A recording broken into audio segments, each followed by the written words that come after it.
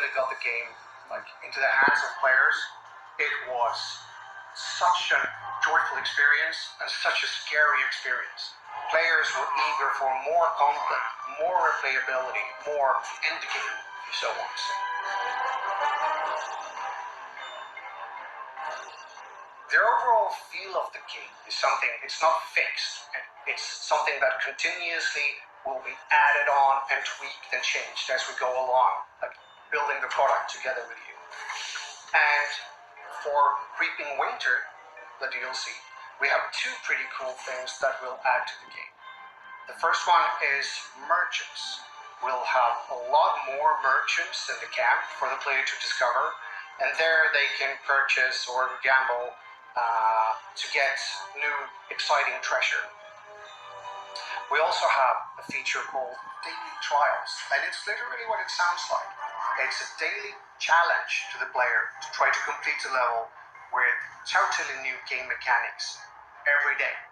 We're adding the daily trials as a free part of the update, and when you play daily trials, those are always a little bit more challenging than regular base missions, and they also give slightly higher rewards. So now in the Creeping Winter DLC, if you play Apocalypse 7 and you play a daily trial on top of that, then you get higher power gear than you've seen before, and that again increases your effective maximum character level.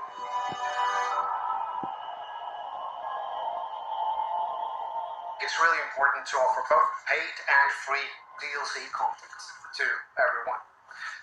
The paid content is, think of it as a bite-sized chunk of a biome. It has a narrative, a little story, it has new exciting mobs, and a lot of carefully designed and hidden secrets for you to discover, etc.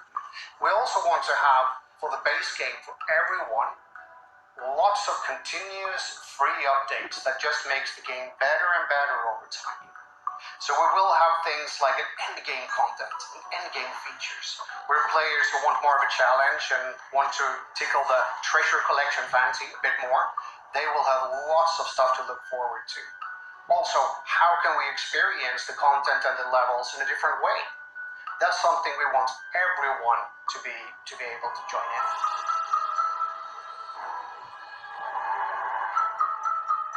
Well, the first biome was a jungle.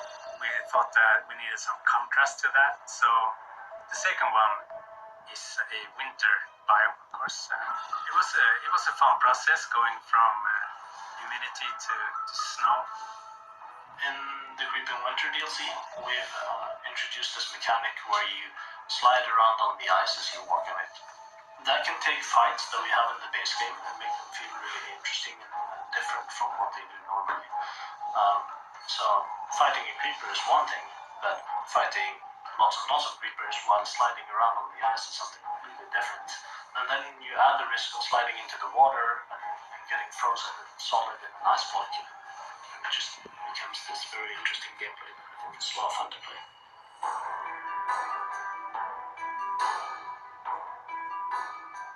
In the paid DLC with the Creeping Winter, there's both melee, armor, ranged, and an artifact that you can find that are exclusive to that DLC. The artifact, which is an ice one, I think is especially interesting because it ties into a new mob that we have in the DLC called the Iceology, which attacks by summoning a giant floating block of ice above the player, and then it kind of slams down on them, dealing damage, pushing things back and stunning them. We wanted a mob that was dangerous to the player, kind of regardless of position. Not specifically if it was in front of you and had a line to you, but could attack you from a distance with a powerful attack, even if you were protected, if you were behind a wall, and to make that gameplay feel compelling and interesting. And another new mob for Creeping Winter DLC is the Icy Creeper. The Icy Creeper started out blue. When we experimented, we wanted to fit the overall wintry biome, but it quickly turned green again because we didn't want to change an iconic mob like that. But we added some snow particles around it, and the explosion is totally different. So why didn't we ship with all of this stuff? Well, obviously, it wasn't done. At any given point in time, you need to decide, now is the time where we want to release the game. And then we can start actually adding to it and building it together with the community. And stay tuned. There will be more updates coming in the future.